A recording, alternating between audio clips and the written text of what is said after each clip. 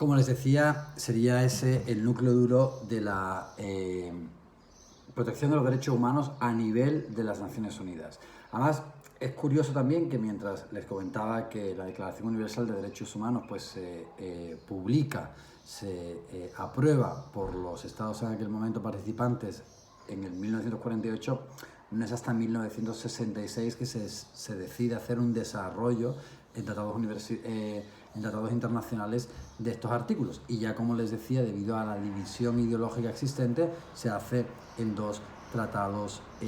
distintos, con lo cual hizo falta nada más y nada menos que 2 décadas para que se entrara en el proceso de discusión de aquellos tratados internacionales en 1966. Pero después 10 años más hasta que finalmente entran en vigor, porque se logran conseguir el número de instrumentos de ratificaciones necesarias, que eran 35 en aquel momento. Bueno, ha habido después una proliferación bastante importante de tratados internacionales en materia de derechos humanos en el ámbito de las Naciones Unidas. Aparte de los ya mencionados, pues hay distintos protocolos. Por ejemplo, el segundo protocolo del Pacto Internacional de Derechos Civiles y Políticos, que va destinado a abolir la pena de muerte. El primer protocolo es el que establece la posibilidad de las demandas individuales ante el Comité de Derechos Humanos, que es el organismo encargado de velar por este pacto internacional. Tenemos también, por ejemplo, además el pacto de los derechos, además del Pacto de Derechos Económicos, Sociales y Culturales, pues su protocolo, ¿no? El protocolo facultativo, que es el que establece la posibilidad de llevar a cabo demandas individuales, que mientras que en el caso del Pacto Internacional de Derechos Civiles y Políticos, como ya les he dicho, pues es de 1966, pues en el caso concreto de los derechos económicos, sociales y culturales no se lleva a cabo hasta el año 2008.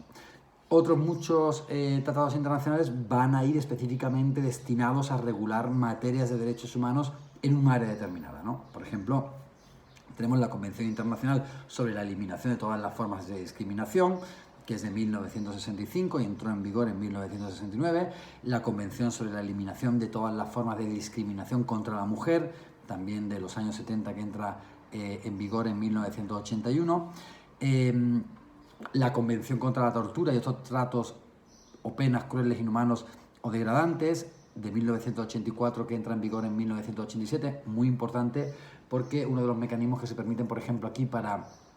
como ahora vamos a ver en términos generales, para poder llevar a cabo la protección de estos derechos es a través de la visita a cárceles por parte de los miembros del Comité contra la Tortura, que podrán hacer estas visitas para aquellos estados partes que así lo permitan, ¿no? También tenemos como otro muy importante la Convención de los Derechos del Niño, la Convención Internacional sobre la Protección de todos los derechos de los trabajadores migrantes y de sus familias,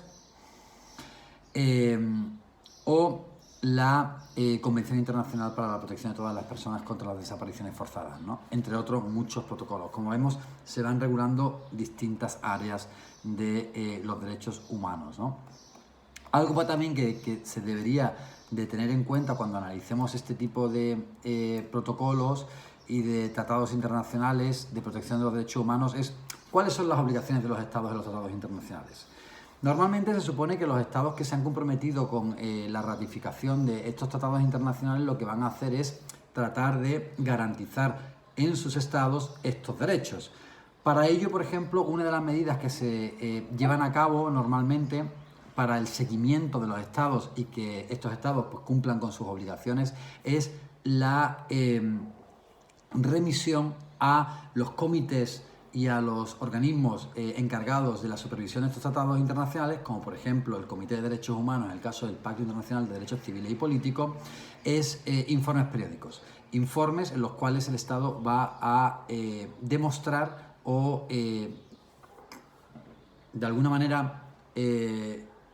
cómo ha garantizado estos derechos, cuáles son los progresos que se han hecho, porque obviamente estos derechos son de carácter progresivo, y cuáles son las medidas no regresivas. Claro, después este Estado en la presentación de estos informes a veces pues recibe también la interpelación de otros Estados o te recibe la interpelación de agencias encargadas de velar por estos derechos humanos en los Estados que son partes, ¿no? Hoy en día, por ejemplo, es muy importante tener en cuenta el llamado EPU, ¿no? O el examen periódico universal, en que los estados ahora, debido a que se había identificado que existían una gran cantidad de dilaciones o retrasos en la muestra de estos progresos por parte de los estados, van a llevar a cabo, pues, de todos los tratados internacionales que han suscrito, pues van a demostrar cómo van progresivamente aplicando estos derechos. Y de nuevo, hay tanto agencias de derechos humanos que están acreditadas ante las Naciones Unidas como otros estados que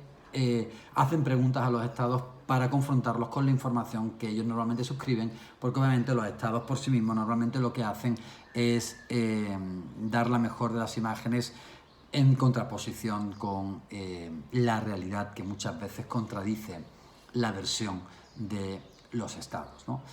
Aparte, normalmente, pues ya sabemos que hay un procedimiento de las denuncias individuales, como ya hemos mencionado. Por ejemplo, podemos encontrar en el Pacto de Derechos Civiles y Políticos, también en los derechos económicos, sociales y culturales, aunque en menor medida, en la Convención contra la Tortura, en el de la Convención para la Eliminación de todas las formas de discriminación racial, en el de la discriminación contra la mujer. Es decir, cada tratado internacional va a establecer cuáles son los mecanismos concretos existentes para la protección de los derechos humanos contemplados en esos tratados. Entonces es muy importante que cuando normalmente queramos estudiar un tratado, pues atendamos a cuál es exactamente la manera en que los estados se han comprometido para el respeto de estos tratados internacionales, ¿no? Hemos de decir que aunque hay una expansión de derechos, muchas veces, como ya saben, pues no hay la garantía en muchos estados de todos los derechos con los que se han comprometido a través de los tratados internacionales. Igualmente también es importante ver las observaciones generales de los distintos entes encargados de velar por los distintos derechos. Por ejemplo, el Comité de Derechos Humanos ha llevado a cabo una gran cantidad de observaciones generales para interpretar en su máxima extensión, más allá del propio articulado del Tratado Internacional, distintos derechos. Derecho de la libertad sindical, derecho de libertad de expresión, derecho de libertad de movimiento, derecho de libertad de culto. Existen toda una serie de observaciones generales por parte de este Comité de Derechos Humanos en el que se interpreta a profundidad estos derechos. Esto es muy importante porque nos va a dar una muestra pues más amplia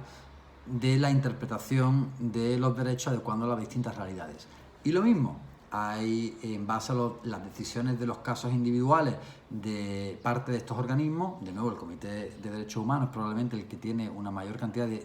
cuasi jurisprudencia, que es importante para saber la interpretación de estos derechos en su máxima expresión. Normalmente también estos organismos, muchos de estos organismos, tienen también la posibilidad de investigación mediante los protocolos facultativos a los convenios internacionales o tratados internacionales originales para llevar a cabo cómo se está comportando un Estado frente a el progresivo cumplimiento de los artículos y derechos humanos contemplados en dichos tratados internacionales. Entonces, esto también es importante como un mecanismo para tratar de garantizar el cumplimiento. Igual hay un seguimiento de las recomendaciones que se hacen en cada uno de los informes por parte de estos distintos organismos de protección de los derechos humanos, o como les decía, en el caso del Comité contra la Tortura, que es muy vanguardista, existe la posibilidad de las visitas periódicas a los centros de detención establecidos en el protocolo facultativo de la propia Convención contra la Tortura, ¿no? Por último, decir que para cada uno de los derechos más importantes, se han establecido también relatorías especiales en las Naciones Unidas, en las que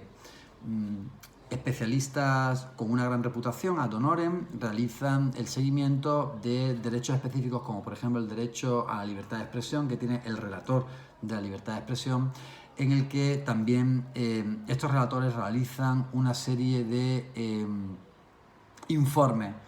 periódico sobre distintos países en los cuales se establece cuál está siendo o no el cumplimiento de estos derechos humanos. En términos generales, y ya para ir concluyendo, aunque ustedes podrán en el compendio observar en mayor profundidad muchos de estos temas, decir que pese a el extendido